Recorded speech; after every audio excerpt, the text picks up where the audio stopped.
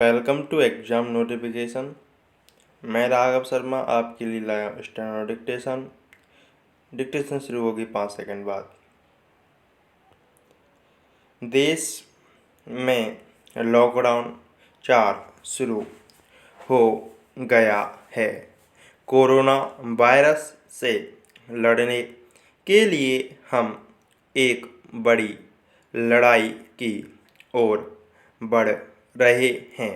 तमाम प्रयासों के बावजूद मुश्किलें कम होने का नाम नहीं ले रही हैं, क्योंकि हर रोज कोरोना के औसतन 4 से 5 हजार पॉजिटिव मरीज सामने आ रहे हैं। मरीजों की संख्या में हम चीन से आगे निकल गए हैं।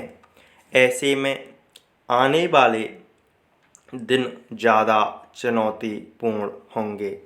लंबे लॉकडाउन के कारण जैसी राहत की उम्मीद की जा रही थी, उन पर केंद्र सरकार ने सीधे तौर पर कोई फैसला नहीं लिया है। एक दिशा निर्देश के साथ ज़्यादातर फैसलों की जिम्मेदारी राज्यों को सौंप दी है।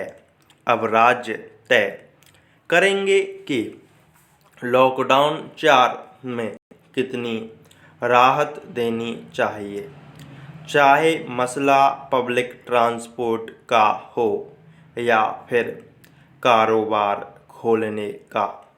रेड, ऑरेंज और ग्रीन जोन भी तय करने का अधिकार भी राज्यों को दे दिया गया है। हालांकि कंटेनमेंट जोन के लिए पहले से तय SOP का ही पालन करने के लिए कहा गया है। राज्यों की यह मांग भी थी कि स्थानीय ज़रूरतों के अनुसार निर्णय लेने की छूट उन्हें मिले। हालांकि ऐसी छूट मिलने से राज्यों की जिम्मेदारी बढ़ गई है। यह जिम्मेदारी उन्हें ऐसे समय मिली है जब नए संक्रमण के मामलों में रोज नए रिकॉर्ड बनने का सिलसिला जारी है। लॉकडाउन 4 कई मायनों में चुनौती भरा है। एक तरफ कारोबार फिर शुरू करने का दबाव है, तो दूसरी तरफ सीमित ही सही पर आवाजाही शुरू होने के कारण संक्रमण बढ़ने का खतरा भी और बढ़ने वाला है। दूसरे राज्यों से मजदूरों का घर पहुंचना भी शुरू हो गया है। इन प्रवासी मजदूरों की समस्याएं भी एक बड़ी चुनौती है। अपना काम धाम छोड़कर आए इन मजदूरों को सामाजिक सुरक्षा देना भी राज्य सरकारों की जिम्मेदारी है। मजदूरों को अपने गांव में काम मिले और वे दाल रोटी खा सकें। उनके परिवार का स्वास्थ्य और बच्चों की शिक्षा की व्यवस्था हो सके, यह देखना भी अब राज्य सरकार का काम होगा।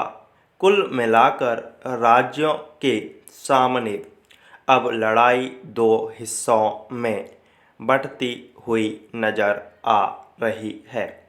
एक ओर उन्हें कोरोना वायरस को रोकने के लिए अपनी रणनीति लड़ाई को बरकरार रखते हुए आगे बढ़ना होगा। दूसरी तरफ उन्हें अपने यहाँ पर जनजीवन को दुरुस्त रखने के लिए प्रयास व्यापक स्तर पर करने होंगे। हालांकि इसका मतलब यह नहीं है कि केंद्र सरकार जिम्मेदारियों से मुक्त हो जाएगी। केंद्र को भी न सिर्फ राज्यों पर नज़र रखनी होगी, बल्कि उन्हें हर संभव मदद भी देते रहना होगा। यह लड़ाई राज्य बनाम केंद्र की नहीं है, बल्कि पूरे भारत संघ की है। ऐसे में हमें एक संघीय राष्ट्र के तौर पर साथ आकर महामारी की चुनौतियों का मुकाबला करना होगा। सही फैसलों के साथ आगे बढ़ना होगा, क्योंकि एक भी गलत फैसला पूरे देश के लिए भारी पड़ सकता है।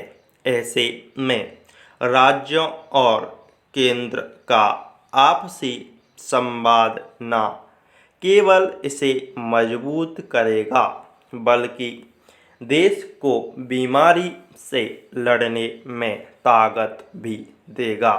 यह समय सामूहिक प्रयास से कोरोना के खिलाफ जंग जीतने का है। तो दोस्तों, हमारे इस चैनल को आप सब्सक्राइब भी कर सकते हैं।